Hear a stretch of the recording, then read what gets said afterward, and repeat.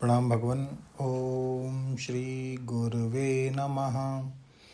ओम गुरुर्ब्रह्मा गुरुर्विष्णु गुरुर्देवो महेश्वरः गुरु साक्षात् परम ब्रह्म तस्मै श्री गुरुवे नमः। ओम शांति शांति शांति। ओम ब्रह्म ज्ञान और उसकी साधना द्वारा समय खंडानंद सरस्वती जी महाराज द्वारा भगवान बाबू स्वामी जी सूक्ष्मत्वात् तद विज्ञेयम की व्याख्या कर रहे थे। स्वामी जी कहते हैं तो विज्ञान का विषय कौन होता है कि जो ज्ञेय हो, माने विज्ञान का जो विषय हो। प्रारंभ में कहा था ज्ञेयम यत् तत् प्रवक्ष्यामि यत् ज्ञात्वा अमृतम अश्नुते। हम ज्ञेय का निरूपण करते हैं जिसके ज्ञान से अमृतत्व की उपलब्धि होगी। और आगे कहेंगे ज्ञानम ज्ञेयम ज्ञानगम्यम हृदय सर्वस्य विशिष्टतम। वह परमात्मा ज्ञेय है, ज्ञान है, ज्ञानगम्य है। अब यहाँ उसी को बता रहे हैं अविज्ञेयम। ये महात्मा लोग भी ऐसे ही उलटवासी बोलते रहते हैं। चलती को गाड़ी कहें और पके दूध को खोया, और रंगी को नारंगी कहें देख कबीरा रोया। तो यह भी तो उलटवासी ही हुई कि कभी बोलें ज्ञेयम और कभी बोलें अविज्ञेयम। कि ज्ञेयम अविज्ञेयम जरूर जानना चाहिए कि किसको, कि जो विज्ञेय नहीं है उसको जानना चाहिए। विज्ञेयात विलक्षणः जो है उसको जानना चाहिए। अरे जिसको कुकर सूकर भी जानता है उसी को तुमने भी जाना तो क्या जाना। कि जिस शब्द स्पर्श रूप रस गंध को संसार के कुकर सूकर भी जानते हैं उसी को तुमने जाना तो क्या जाना। और उस जानने का तुमको भी बड़ा भारी अभिमान भी है।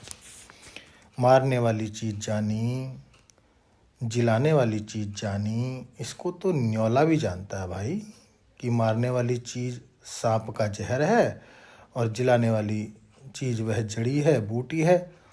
तुमने भी अगर मारने वाली जिलाने वाली चीज़ जानी तो क्या जानी। तो जनहि अविज्ञेयम तद ज्ञेयम। जो संसारी लोगों से अविज्ञेय है उसको जानना चाहिए। उसको अब जानोगे तो तब तुम्हारे ज्ञान की विशेषता है। उसको जान लो जो जाना नहीं जा सकता। अरे ऐरे गहरे को मार लिया तो क्या मार लिया। जत्थे पर बंदूक का निशाना लगा तो क्या लगा। जब उड़ती चिड़िया गिरे तब ना निशाना हुआ। सूक्ष्मत्वात् तद अविज्ञेयम। अब देखो यह कहते हैं कि संसार में जो चीज़ विज्ञेय होती है वह मन और इंद्रियों के द्वारा विज्ञेय होती है। स्वयं मन और इंद्रिय भी विज्ञेय हैं और मन और इंद्रियों के द्वारा ही संसार वस्तुओं का विज्ञान होता है। परंतु आत्मा के बारे में श्रुति ने कहा न तत्र चक्षु गच्छति न वाग गच्छति नो मनो न विद्यो न विजानीम। केन उपनिषद में आया है। वहाँ आँख नहीं जाती, वाणी नहीं जाती। इंद्रियों में मुख्य दो ले लिया। ये दोनों नेता हैं अपने अपने दल के। ज्ञान इंद्रियों का नेता चक्षु है और कर्म इंद्रियों का नेता वाक है। 5 कर्म इंद्रियों में सबसे श्रेष्ठ वाक है क्योंकि वाक ही प्रकाशक है। कर्म इंद्रियों में बाकी कोई प्रकाशक नहीं है। प्रकाशत्व की अनुगति केवल वाग इंद्रिय में है, माने शब्द का उच्चारण करके अर्थ का प्रकाशन करती है। अर्थबोधकत्व वाग इंद्रिय में है। ज्ञान इंद्रिय में रूप का प्रकाशत्व चक्षु इंद्रिय में है। ज्ञान इंद्रिय का नेता नेत्र है। क्यों? क्योंकि उसका नाम ही नेत्र है। नेत्रत्वात् नेत्रम। नेत्र माने ही नेता है। नेता वह जो आँख की तरह हो, जो पाँव को चलने के लिए मार्ग बतावे, हाथ को पकड़ने के लिए वस्तु बतावे, जीभ को चखने के लिए दाल चावल बतावे, नाक से सूंघने के लिए चमेली और गुलाब बतावे। इसीलिए आँख को नेत्र बोलते हैं। जो देखता है उसको चक्षु बोलते हैं। नो मनः गच्छति।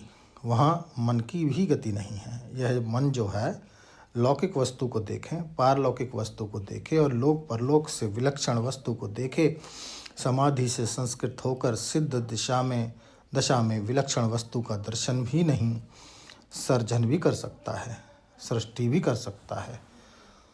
मन इतना शक्तिशाली है, परंतु परमात्मा तक मन की पहुँच नहीं है।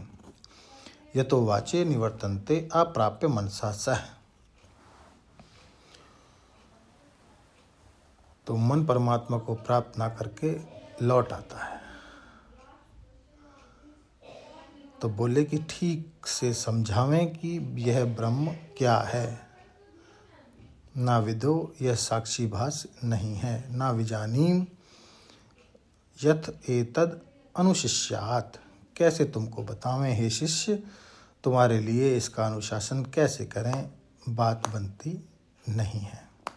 अब बात कैसे बनेगी, इसको लेते हैं भगवान अगले सत्संग में। ओम शांति ही शांति ही शांति। प्रणाम भगवान।